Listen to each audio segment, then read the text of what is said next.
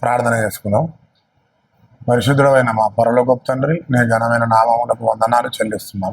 ఎదిగో తండ్రి, నాయన మరో ఆదివారంలో నీ పిల్లలతో మేమందరం కలిసిన ఆయన ఇంట్లో మాకు ఇచ్చినటువంటి జాగ్రత్తలు, మేము ఎలా బతకాలో భూమి మీద అన్న విషయాలు అన్నిటి మమ్మల్ని ప్రేమించి మీరు ఇచ్చినటువంటి ఈ పరిశుద్ధ ఈ గ్రంథంలో నుంచి మేము ఎలా బతకాలి, ఎలా జీవించాలి, ఎలా మసులుకోవాలి, నీ దగ్గరికి తిరిగి వచ్చేటప్పుడు ఎలాగ రావాలి అన్నది ప్రతిదీ మమ్మల్ని ప్రేమించి రాయించాం. ప్రతి ఆదివారం మేము చర్చికి వెళ్తూ ప్రతి విషయాన్ని తెలుసుకుంటున్నాం. ఈరోజు కూడా కొన్ని మాటలు మా కుటుంబంతో కూర్చొని మరి పరిశీలిస్తున్న మీదట పరిశుద్ధాత్మని సహాయం నాకు అందించి ఒక సత్యాన్ని ఈరోజు మేము తెలుసుకొని వాటి ప్రకారంగా జీవించాలన్న మంచి ఆలోచనలు మాకు కలిగేలా ఉంచమని వేడుకుంటూ యేసుక్రీస్తు నామాలు అడుగుతున్నాం తండ్రి, ఆమేన్. చేరువచ్చిన మీ అందరికీ యేసుక్రీస్తు నామంలో వందనాలు తెలియజేస్తున్నాం. ఒక కుటుంబంలో పిల్లల పట్ల తల్లిదండ్రులు తీసుకోవాల్సిన బాధ్యతలు ఎలాగుండాలి అన్నదాని గురించి ఈరోజు మాట్లాడుకుందాం. పిల్లరా, క్రైస్తవ్యం ఈరోజు ప్రపంచవ్యాప్తంగా మొదటి స్థానంలో ఉన్నది. క్రైస్తవుడే ఈ భూమి మీద శాసించేవాడన్న సంగతి తెలుసు. ఈ ఆరిన నేల మీద కొన్ని సముద్రాలు, కొండలు, చర్యలు ఇవన్నీ ఉన్నవి.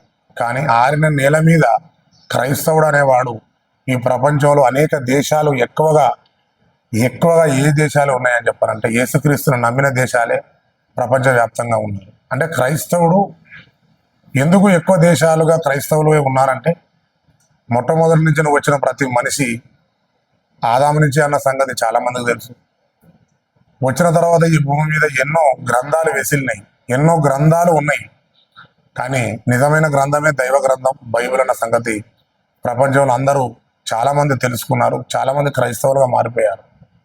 కానీ క్రైస్తవులలో కుటుంబంలో ఉన్నటువంటి ఒక పిల్లల పట్ల బాధ్యతలు లేక పిల్లల్ని ఎలా పెంచాలో అర్థం కాక క్రైస్తవుడే కుటుంబమే సంఘంలో కూర్చొని దేవుని యందు భయభక్తులు కలిగి పిల్లలతో పాటు కుటుంబం అంతా దేవుని యందు భయభక్తులుగా ఉండాల్సిన కుటుంబమే కేవలం తండ్రి తల్లి భక్తిలో ఉంటూ పిల్లల్ని గాలికి వదిలేసేవారు చాలా మందిగా ఉన్నారు.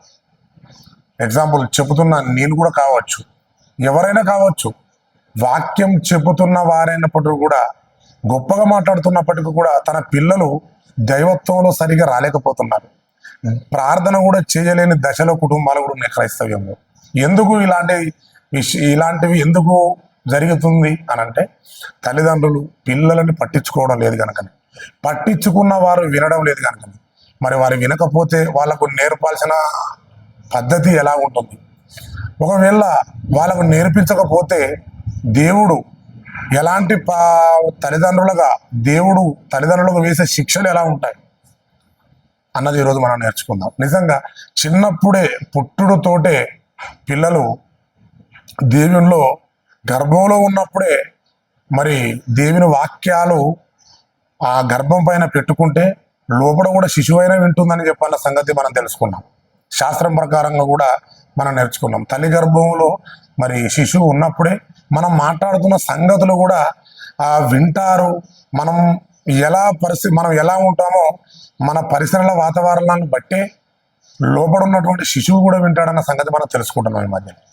ఒక ఎగ్జాంపుల్, ఒక భార్యాభర్తలు గర్భంలో ఒక శిశువు ఉన్నప్పుడే వాళ్ళ మధ్యలో జరుగుతున్నటువంటి వైరమే కావచ్చు, వాళ్ళ మధ్యలో జరుగుతున్నటువంటి డిస్కషన్సే కావచ్చు, ఈ అల్లరితో కూడుకున్నటువంటి కుటుంబాలలో పుట్టినటువంటి ఆ కుమారుడు చాలా అల్లరి చేస్తుంటాడు. వాడు అప్పుడు తల్లి కానీ తండ్రి కానీ అంటుంటాడు, ఇంత అల్లరికి ఎందుకు పాల్పడ్డాడు అంటే, వీడు నా గర్భంలో ఉన్నప్పుడు మా ఇంట్లో చాలా డిస్కషన్స్ జరిగేవి, చాలా అల్లరి జరిగేవి, చాలా గొడవలు జరిగేటివి. అందువలననే వీడు పుట్టిన తర్వాత ఇంకా గొడవలు జరుగుతున్నాయని చెప్పని అంటుంటారు. అంటే తల్లి గర్భంలో శిశువు ఉన్నప్పుడే మరి తల్లిదండ్రులుగా కుటుంబంలో జరిగినటువంటి వాతావరణమే ఆ ప్రభావం పిల్లలపైన కూడా పడుతుందన్న సంగతి ఎంత వాస్తవమో, పుట్టిన తర్వాత కూడా తమ పిల్లలకు దేవుని వాక్యాన్ని నేర్పించక పెంచక సరైన దారిలో తీసుకురాక వారు పెద్దవాడైనప్పుడు కూడా వాడు మనం చెప్తే మన దేవుని దరికి రాడు, తల్లిదండ్రులు చెప్పిన దరికి కూడా రాడని కూడా బైబిల్ చెప్తుంది. నిజంగా చిన్నగా ఉన్నప్పుడే వాళ్ళ హృదయం మెత్తగా ఉంటుంది. ఆ మంచిగా మాసగలేనటువంటి ఆ హృదయానికి దేవుని వాక్యాల వినిపించాలి, ఆ బాధ్యత తల్లిదండ్రులు కేర్ తీసుకోవాలని చెప్తుంది. నిజంగా ఈ మధ్యలో చిన్నగా ఉన్నప్పుడే వాడు ఎల్కేజీ కానీ స్కూల్కి వెళ్తున్నాడు. వాడు బ్యాగ్ తీసుకొని ఒక పలక బల్బం పట్టుకొని ఎల్కేజీ అని స్కూల్కి వెళ్తున్నాడు. ఎందుకు వెళ్తున్నాడు? అసలు ఎల్కేజీ అంటే ఫుల్ ఫామ్ ఏంటి అంటే, ఎల్ అంటే లోవర్, కే అంటే కిండర్, జి అంటే గార్డెన్. ఇది జర్మనీలో ఇది ఆ క్రైస్తవులైన వారు ఏం చేశారంటే ఒక గార్డెన్ రూపంలో చిన్న చిన్న పూలు చిన్న చిన్న తోటలు పెంచుకోవడం జరిగింది. అంటే లోవర్ కిండర్ గార్డెన్ అంటే ఎల్కేజీ, యూకేజీ అంటే అప్పర్ కిండర్ గార్డెన్. అంటే చిన్న వయసులో నుంచేనే వీళ్లకు చిన్న చిన్న విషయాలు హృదయానికి తాకేటట్టుగా ఏది విన్నా, ఏది మాట్లాడినా, ఏది నేర్చుకున్నా ఆ పసితనంలోనే ఆ హృదయంలో మరి అలా నాటుకుపోతాయి. అంటే ఈరోజు ఎల్కేజీ అంటే తల్లిదండ్రులకు తెలియదు, చదువుకున్న తర్వాత ఎక్కడికి వెళ్తున్నాడు అంటే ఎల్కేజీ మావాడని చెప్తున్నాడు. మీ పిల్లాడు ఏం చదువుతుందంటే యూకేజీ అని చెప్తున్నాడు. అంటే ఎల్కేజీకి యూకేజీకి ఫుల్ ఫామ్ కూడా తెలియదు చాలా మందికి. అంటే చిన్నతనములోనే ఏ విషయం మాట్లాడినా, ఏది విన్నా ఆ పసి హృదయానికి అలాగే ఉండిపోతుంది. అంటే అదే పసితనంలో మనం ఎంతో చదివిపించి బ్యాగులు మోపించి, చిన్నవాడైనప్పుడు కూడా పెద్ద పెద్ద బ్యాగులు వేసుకొని పిల్లలు స్కూల్కి వెళ్ళిపోతున్నారు, గంటల తరబడి స్కూల్ చదువుతున్నారు. ఈ చదువుల పైననే వాళ్ళ పసి హృదయంలో దేవుని మాట వినిపించకుండా చదువు అని చెప్పిన ఆ హృదయంలో వాక్యం లేక ఆ స్టడీ అనేది నిండిపోయి లోకానుసారంగానే వాడు ఎదిగిపోతుండే తప్ప దైవానుసారంగా పిల్లల్ని పెంచడం లేదు తల్లిదండ్రులు. అందుకే బైబిల్లో ఒక మాట ఉంటుంది చూడండి, సామెతల గ్రంథం 23వ అధ్యాయం 13-14 వచనం. సామెతల గ్రంథం 23వ అధ్యాయం 22వ అధ్యాయం 6వ వచనం. 22వ అధ్యాయం 6వ వచనం ఏమనుంది ఇక్కడ? బాలుడు నడవవలసిన త్రోవను వానికి నేర్పుము, వాడు పెద్దవాడైనప్పుడు దాని నుండి తొలగిపోడు అన్నాడు. అంటే పెద్దవాడైనప్పుడు అంటే ఇన్పుట్లో ఏమనుంది? వృద్ధుడైనప్పుడు అని ఉంది. అంటే బాలుడు నడవవలసిన త్రోవను వానికి నేర్పుము, వాడు పెద్దవాడైనప్పుడు దాని నుండి వాడు తొలగిపోడు. అంటే బాలుడుగా ఉన్నప్పుడే తల్లిదండ్రులు పట్టించుకొని కూర్చోబెట్టి వాళ్ళకు వాక్యం నేర్పించాలని దేవుడే చెప్తున్నాడు. అంటే పసితనంలో బైబుల్ అనేది వాక్యం లేవకపోతే ఏమవుతుంది మనిషికి? ఒక పసితనంలోనే పిల్లలకు వాక్యం నేర్పించకపోయినా, ఆ వాక్యం ఆ పిల్లలకు చెప్పకపోయినా మరి జరిగే ప్రమాదం ఏంది అని అంటే, వాడు పెద్దవాడైనప్పుడు వాడు తొలగిపోడు. అంటే ఈ వాక్యం వాని హృదయంలో ఉంటే ఏ తప్పు చేయకుండా వాడు ఉండగలడు అని అర్థం దీనికి. అంటే ఇప్పుడు చిన్న వయసులోనే వానికి ఈ వాక్యం అనేది లేకపోతే, దేవుని మాట వాడి హృదయంలో లేకపోతే వాడు ఎలాగైపోతాడంటే పాపం చేయడానికైనా త్వరపడతాడు. వాని నోటి నుండి వచ్చే దుర్భాషలు, మాటలు తల్లిదండ్రులకు అవిధేయులుగా ఉంటారు, తల్లిదండ్రులను ఎదిరిస్తారు, పెద్దలంటే గౌరవం ఉండదు, సమాజం పట్ల ఎలా మాట్లాడతారు, వాడా వీడా అన్న పదాన్ని ఉపయోగిస్తాడు. అంటే బైబిల్లో ఏం చెప్తుందంటే, చిన్నగా ఉన్నప్పుడే తల్లిదండ్రులు పిల్లలను పట్టించుకొని సీట్ రైట్ చేసి కూర్చోబెట్టి బాధ్యతగా తీసుకోమని చెప్తుండే ఇక్కడ బైబిల్లో దేవుడు. వాడు పెద్దవాడైనప్పుడు తొలగిపోడు. చిన్న వయసులో వాక్యం అనే విత్తనం వానిలో వేయాలి తల్లిదండ్రులు బీజం. వేయకపోతే పెద్దవాడిన తర్వాత ప్రమాదకరమైన మాటలు మాట్లాడే అవకాశం ఉంది. పేరుకు తల్లిదండ్రులు క్రైస్తవులుగా ఉంటారు, చర్చికి వెళ్ళిపోతారు, కానీ పిల్లలైతే మాత్రం మాట్లాడుతుంటే ఒక్కొక్క మాట భయంకరమైన బూతులు, అది అన్యులలో కూడా ఉండనటువంటి మాటలు. మనం చర్చికి వెళ్ళినప్పుడు, అప్పుడప్పుడు మీటింగ్లు జరిగినప్పుడు, సభలు జరిగినప్పుడు మన పిల్లలు మన మాట అస్సలు వినరు. వినకుండా తల్లిని ఎదురుస్తుంటారు, తండ్రిని ఎదురుస్తుంటారు, పెద్దవాళ్ళంటే లెక్కకు చేయకుంటుంటారు, బెదిరిస్తూ ఉంటారు. ఇలా మన పక్కన ఉన్న వాళ్ళంతా క్రైస్తవులు ఉన్న వాళ్ళటువంటి వాళ్ళు చూసి వీరు క్రైస్తవులే కానీ వాక్యం చెప్పేవారే కానీ పిల్లలను మాత్రం పెంచే క్రమం ఏమాత్రం లేదన్న సంగతి అప్పుడు మనకు తెలిసిపోతుంది.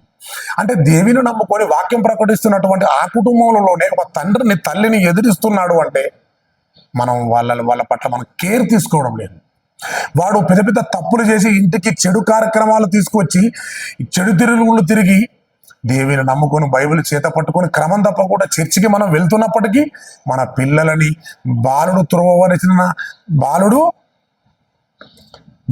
నలవవలసిన త్రోవను వానికి నేర్పకపోతే వాడు పెద్దవాడైనప్పుడు కూడా వానిలో చెడిపోయే ప్రమాదం ఉంది. అందుకే అంటున్నాడు, బాలుడు నడవవలసిన త్రోవను వానికి నేర్పుము, వాడు పెద్దవాడైనప్పుడు దాని నుంచి తొలగిపోడు. బాలుడుగా ఉన్నప్పుడే ప్రతి విషయం నాటబడుతుందన్న సంగతి దేవుడు చెప్తున్నాడు. ప్రసిపాయములోని వయసులో ఏదైతే తల్లిదండ్రులు మాట్లాడతాడో అదే వాడు వింటాడు, అదే సమాజంలో మాట్లాడతాడు. కనుక తల్లిదండ్రులుగా ఇంట్లో మనం ఉన్నప్పుడు, పిల్లల దగ్గర ఉన్నప్పుడు మనం మాట్లాడేసిన మాట, ప్రతి కదలిక పిల్లలు చూస్తుంటారు. కనుక మనం చాలా చక్కగా ఉండాలి, వాళ్ళను కూర్చోబెట్టాలి, దేవుని గురించి చెప్పాలి. తల్లి ఎంత కేర్ తీసుకోవాలి తల్లి పిల్లలను. ఇరుగురా, తండ్రి ఎంతో కష్టపడి లారీ నడుపుతున్నాడు, ఎంతో కష్టపడి రైస్ మిల్కి వెళ్తున్నాడు, ఎంతో కష్టపడి బస్తాలు మోస్తున్నాడు, ఎంతో కష్టపడి మరి దుబాయ్కి వెళ్ళి దేశాలకు వెళ్ళి డబ్బులు పంపిస్తున్నాడు రా. ఎంతో కష్టపడి తండ్రి రెక్కలు ముక్కలు చేసుకొని చెమట కార్చి ధనాన్ని మనకు పంపిస్తున్నాడు రా. కనుక మనం ఖచ్చితంగా మనం క్రమంగా దేవుని తప్పకుండా మనం దేవుని కొరకు బ్రతకాలి. మరి తండ్రిని గౌరవించాలి, తల్లిని సన్మానించాలి, ప్రేమగా చూసుకోవాలి. ఒక్క మాట కూడా అనకుంటున్నట్టు తల్లి కూర్చోబెట్టి పిల్లల్ని సిట్లెట్ చేసి మరి దరికి తీసుకురావాలి. అలా తండ్రి దూరం వెళ్ళి వ్యాపారంకి వెళ్ళి ధనాన్ని తీసుకొచ్చి ఇంటికి వస్తున్నాడు రా. మరి నా మాట మీరు చెప్తే వినాలి. మనం అందరం ఒకే తండ్రికి పుట్టిన పిల్లలం. మీరు పెద్దవారైన తర్వాత మీరు కూడా మరి సమాజంలో కలిసిపోయి చెడు కార్యక్రమాలు, దేవునికి చెడు పేరు, తల్లిదండ్రులకు చెడు పేరు తీసుకొచ్చే ప్రమాదం ఉంది. కనుక మీ పసి హృదయాలలో వాక్యం నింపాలి అంటే ఒక తల్లి కేర్ తీసుకోవాలండి, ఒక తండ్రి కేర్ తీసుకోవాలి. పిల్లల్ని పట్టించుకోకపోతే ప్రమాదం ఉంది. ఏం ప్రమాదం ఉంది? చిన్న ప్రమాదం అనుకుంటున్నావా? ఎంత ప్రమాదం ఉందో చూడు. అదే సామెతల గ్రంథం 23వ అధ్యాయం పట్టించుకోకపోతే, 23వ అధ్యాయం 13-14 వచనం, 13-14 వచనం, 23వ అధ్యాయం సామెతల గ్రంథం 13-14. నీ బాలుడును శిక్షించుటకు మానకొనకుము, బెత్తముతో వాని కొట్టిన ఎడల వాడు చావకుండును. బెత్తముతో వాని కొట్టిన ఎడల పాతాళమునకు పోకుండా వాని ఆత్మను నువ్వు తప్పించెదవు అన్నాడు. చూడండి, సామెతల గ్రంథం 23వ అధ్యాయం 13-14 వచనాలు. నీ బాలుడును శిక్షించుట మానకొనకుము. మానకు, ఖచ్చితంగా కొట్టు బెత్తంతో. వాడు రాకపోతే కొట్టు, శిక్షించు, బింగిల్ తీపి. వారికి సరైన జ్ఞానంలోకి రాడా, వానికి కొట్టు అని అంటుండు. దేవుడే చెప్తున్నాడు, నీ బాలుడును శిక్షించుట మానకొనకుము, బెత్తముతో వాని కొట్టిన ఎడల వాడు చావకుండును. ఎలా కొట్టాలో కూడా చెప్పమంటున్నాడు. ఏది పడితే అది కొట్టి రాడు తీసుకుని కొట్టి చంపేయద్దు అంటుండు. వాడిని శిక్షణలోకి రావాలి అంటే బెత్తముతో కొట్టువాడు అంటుండు. బెత్తముతో వాని కొట్టిన ఎడల వాడు చావకుండును, బెత్తముతో వానిని కొట్టిన ఎడల పాతాళమునకు పోకుండా వాని ఆత్మను తప్పించదు అంటున్నాడు. అమ్మ బాబోయ్, బెత్తముతో కొట్టి కూర్చోబెట్టి వాక్యాన్ని నేర్పించి ఆ పసి హృదయంలో వాక్యాన్ని ఉంచేంత వరకు నువ్వు పట్టు వదలక నీ పిల్లలని, నా పిల్లలని, అందరి పిల్లలని కూర్చోబెట్టి తల్లిదండ్రులు పిల్లలని కేర్గా తీసుకొని వాళ్ళ హృదయంలో వాక్యం నింపాలంటున్నాడు. నింపకపోతే ప్రమాదం ఏంది? నింపకపోతే జరిగే పరిమాణం ఏంది అంటే వాళ్ళ ఆత్మ పాతాళానికి వెళ్ళిపోతుంది అంటున్నాడు దేవుడు 14వ వచనంలో. బాలుని బెత్తముతో వాని కొట్టిన ఎడల, కొడితే ఒకవేళ వాని శిక్షిస్తే, క్రమాన్ని నేర్పిస్తే పాతాళమునకు పోకుండా వాని ఆత్మను నువ్వు తప్పించదవు అంటున్నాడు. అమ్మ బాబోయ్, ఎంత ప్రమాదం ఉందో చూడు. ఏదో గాలికి వదిలేస్తే, వాక్యం చెప్పకపోతే, లోకంలో సమాజంలో ఏదో చెడు కార్యక్రమాలు చేసి ఏదో చెడు పేరు తెచ్చుకుంటున్నామని నువ్వు అనుకుంటున్నావు. కాదు, దానితో పాటు ఆత్మను కూడా పాతాళానికి తప్పించే ప్రమాదం అంటుండు. అందుకే దేవుడు ప్రతి గర్భాన్ని తెరిచి తల్లిదండ్రులకు ఇరువురు మధ్యలో జరిగే దాంపత్యంలో మధ్య జరిగే ఆ పరిమాణంలో దేవుని పిల్లలని భూమి మీదకి రప్పిస్తున్నాడు. తన పిల్లలను తన కొరకు తన దగ్గరికి పంపించే బాధ్యత దేవుడు తల్లిదండ్రులైన మనకు అప్పగించాడు. మనకిస్తున్న పిల్లలని వాళ్ళని చూసుకొని మురవడానికి కాదు. నీ ముక్కు బాగుంది, నీ మూతి బాగుంది, చాలా చక్కగా ఉంది నా పాప, నా చక్కగా ఉంది నా కొడుకుని మురవడం కాదు. వాళ్ళని చూసి పొంగిపోవడం కాదు. వాళ్ళు వేసే డ్రెస్సులను బట్టి మనం చూసి ఆనందపడడం కాదు. ఆ పిల్లలని దేవుని కొరకు పెంచి వాక్యం వాళ్ళ హృదయంలో నింపి తండ్రిగా బయటికి వెళ్ళి కష్టపడి వస్తున్నప్పటికీ పిల్లలుగా ఇంట్లో ఉండి తల్లి చెప్పినట్టుగా పిల్లలు విని కూర్చోబెట్టి వాక్యాన్ని వాళ్ళ హృదయంలో నిలబెడితే తల్లిదండ్రులని గౌరవించేవాడుగా మారతాడు. పాతాళానికి తప్పిపోకుండా మారతాడు. సమాజంలో ప్రతి వ్యక్తిని గౌరవిస్తాడు.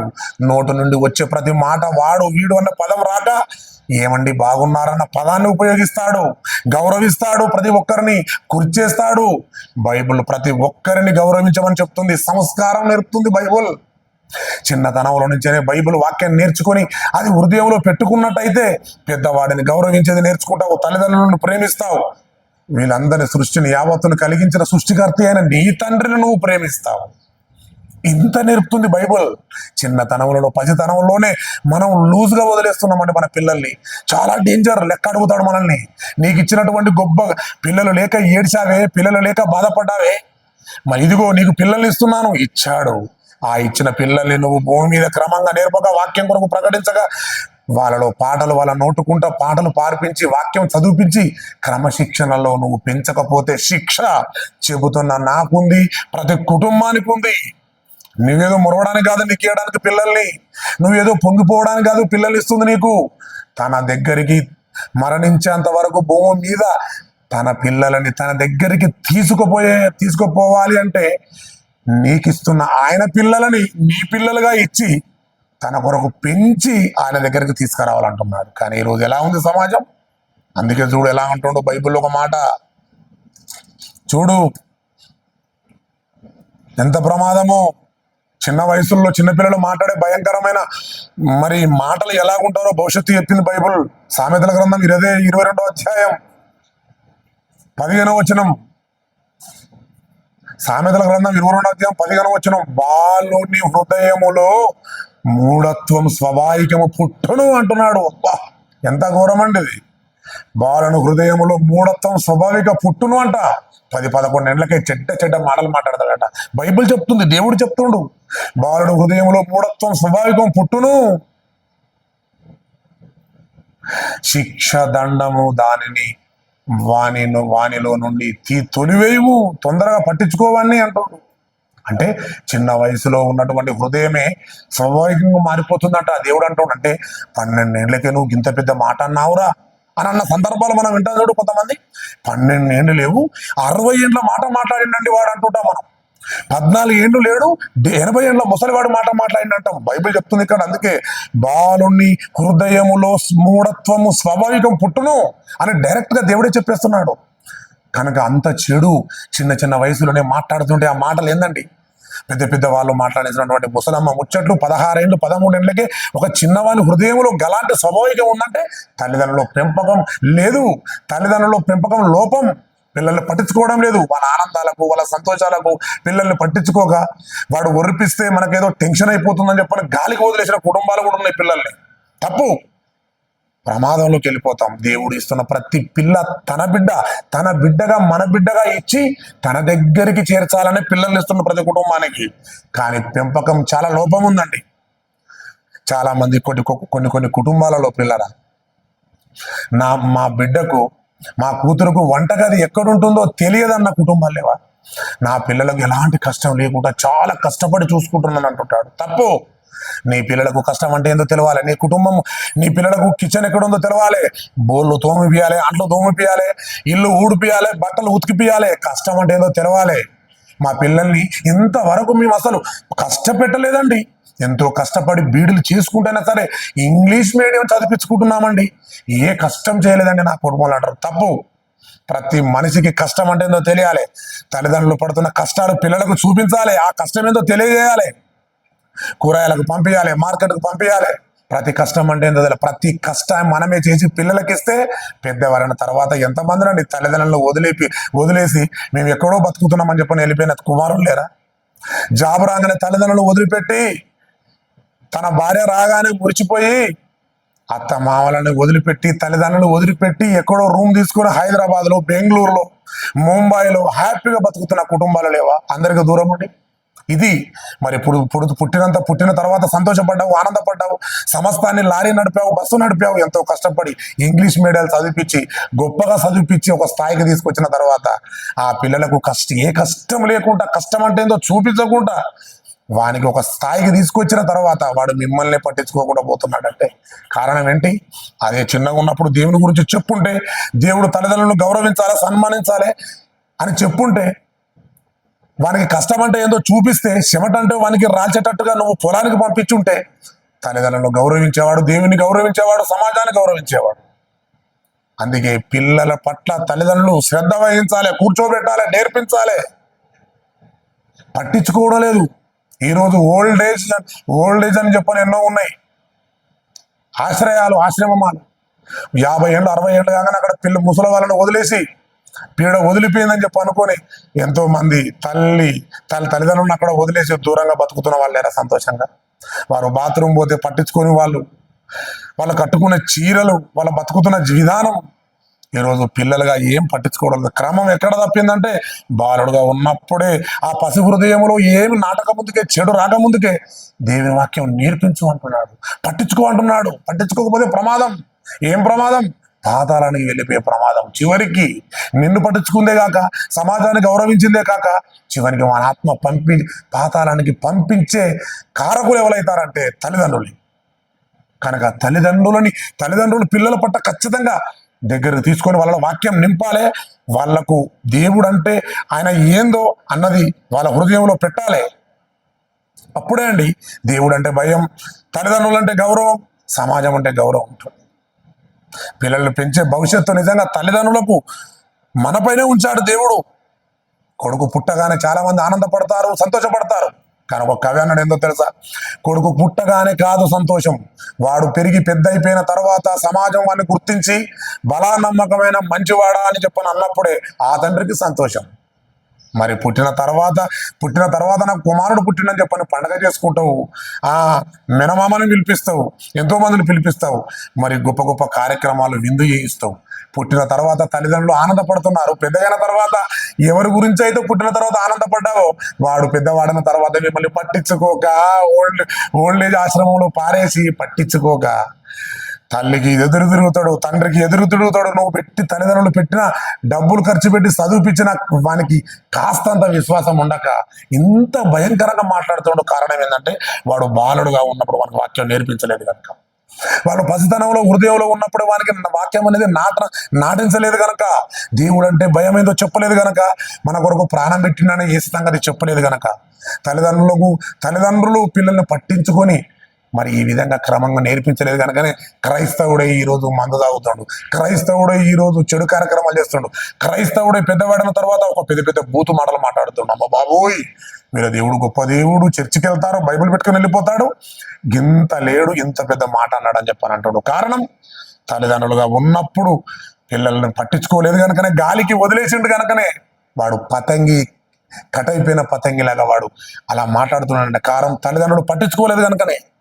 కష్టం ఏందో నేర్పించాలి పిల్లలకు. పిల్లరా కంటతడి కూడా రప్పించాలి పిల్లలకు, కష్టం నేర్పించాలి. ఈరోజు అడుగు పెట్టకుండా, సముద్రంలో అడుగు వేయకుండా పడవల ద్వారా సముద్రాలు దాటవచ్చు, కానీ కన్నీళ్లు లేకుండా మాత్రం తన జీవితంలో ఉండకూడదండి. కన్నీళ్లు ప్రతి ఒక్కరికి రావాలి.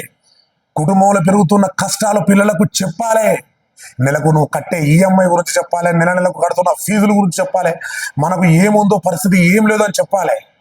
నాకు ఇంత ఉంది అంత ఉంది అని చెప్పని నువ్వే మురిచావా, నీ కుమారుడు కూడా రోడ్డు మీదకి వెళ్ళి కూడా నాకు ఇంత ఉందిరా అని చెప్పని మీసం మిలేస్తాడు, తొడగొడతాడు నాకేం తక్కువ ఉందని చెప్పని.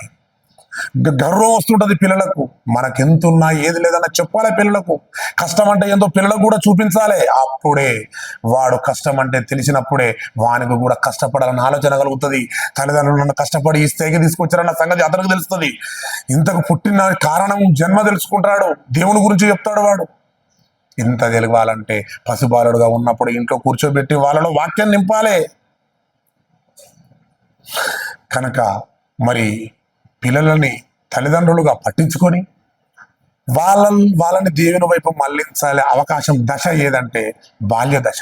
ఆ బాల్య దశలోనే వాళ్ళ హృదయంలోకి లోకాన్ని చూపించకుండా, లోకపు చెడు మాటలు వాళ్ళ హృదయంలో నాటింపకుండా, క్రమం తప్పకుండా బాలుడు చూడేమని రాసింది, బాలుడు హృదయంలో మూఢత్వ స్వాభావికం పుట్టును అంట.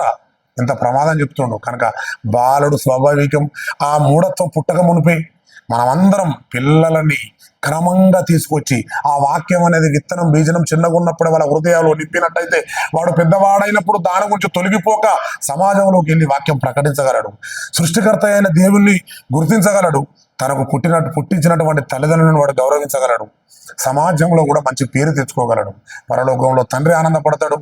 ఒక తల్లిదండ్రుల భూమి మీద దేవుని కొరకు ప్రకటిస్తుంటే ఆ కుమారుని చూసి ఇక్కడ తల్లిదండ్రులు ఆనందపడగలరు, సమాజం కూడా చూసి గొప్ప కార్యక్రమం చేపట్టాడని చెప్పని ఇతడు తల్లిదండ్రులు ఎవరో చాలా గొప్పవారు అని చెప్పని గుర్తించగలడు. ఒకనాడు యేసుప్రభు వాక్యం చెబుతూ వెళ్ళిపోతుంటే అక్కడ ఒక మాట ఉంది, తల్లి నేను కనిన తల్లి స్తనములు ధన్యములైనవి అన్నాడు. అంటే ఒక తల్లిదండ్రులకు పరలోకపు తండ్రికి పేరు తేవాలి అంటే కుమారుడు మొట్టమొదటిగా దేవుని వాక్యం మన హృదయంలో ఉండాలి. దేవుని వాక్యమే తల్లిదండ్రులకు పేరు తెస్తుంది. దేవుని వాక్యమే మనిషిని మూఢత్వాన్ని మార్చి సరైన దారిలోకి తీసుకొస్తుంది. దేవుని వాక్యమే బాలుడుగా ఉన్నప్పుడు నేర్పిస్తే వాడు పెద్దవాడైనప్పుడు కూడా తొలగిపోకుండా పరలోకపు తండ్రి గురించి వాడు బోధించగలడు, సమాజంలో కూడా మంచి పేరు తేయగలడు. ఓకే, ప్రార్థించుకుందాం. పరిశుద్ధులమైన మా పరలోకపు తండ్రి, నీ ఘనమైన నామానికి వందనాలు స్తుతులు చెల్లిస్తున్నాం. ఇదిగో తండ్రి, నేను ఉదయకాల సమయం నువ్వు ఇచ్చినటువంటి ఈ పిల్లలు ఎవరో కాదు, నీ పిల్లలే మా పిల్లలుగా ఇచ్చి మరి నీ వాక్యాన్ని వాళ్ళ హృదయంలో ఉండాలి అంటే మరి బాలుడుగా ఉన్నప్పుడే వానికి నేర్పించమన్నావు. బెత్తంతో కొట్టమని చెప్పావు. ఒకవేళ కొట్టకపోతే వాడు తల్లిదండ్రులను ఎదిరించి సమాజంలో భయంకరమైన విషయాలు మాట్లాడి వాడిగా నీ దగ్గరికి రాడు, కష్టం అయిపోతుందని మొట్టమొదటగా వాని హృదయంలో వేయాల్సింది నీ వాక్యం అనే విత్తనం. అయ్యా మేము తెలుసుకున్నాం అయ్యా, ఎన్ని లక్షలు పెట్టి ఖర్చు పెట్టి ఏం చేసినా, ఏ జాబ్ వచ్చినా చివరిగా తండ్రి నాయన నీ వాక్యం అనేది హృదయంలో లేకపోతే వాడు బహు ప్రమాదకరంగా మారిపోయే ప్రమాదం ఉంది. వాడు పెద్దలను గౌరవించడు, తల్లిదండ్రులను గౌరవించడు, చివరికి సృష్టికర్తమైన మిమ్మల్ని గౌరవించడు. కనుక తండ్రి, ఈ పిల్లల్ని మాకు ఇచ్చావు, ఈ పిల్లల్ని నీ దగ్గరికి చేర్చాలంటే ఇదిగో ఈ వాక్యం వాళ్ళ హృదయంలో పెట్టని మాకిచ్చావు. కనుక మేము వాళ్ళని పట్టించుకోకుండా మా పనుల్లో మేముండి, మా కష్టాలలో మేముండి వాళ్ళని వదిలేసినట్టయితే మాకు లెక్క ఉందని కూడా చెప్పావు. కనుక తండ్రి, మీ లెక్కకు మేము భయపడి నీ పిల్లలని దగ్గరికి చేర్చేటట్టుగా మంచి భయభక్తులు కలిగి మేము ఇచ్చిన నీ పిల్లలకు నీ వాక్యం నేర్పించి నీ దగ్గరికి చేర్చే మంచి గొప్ప భాగ్యం మాకు దయచేయమని వేడుకుంటూ యేసుక్రీస్తు నామమున అడుగుతున్నాం తండ్రి, ఆమేన్.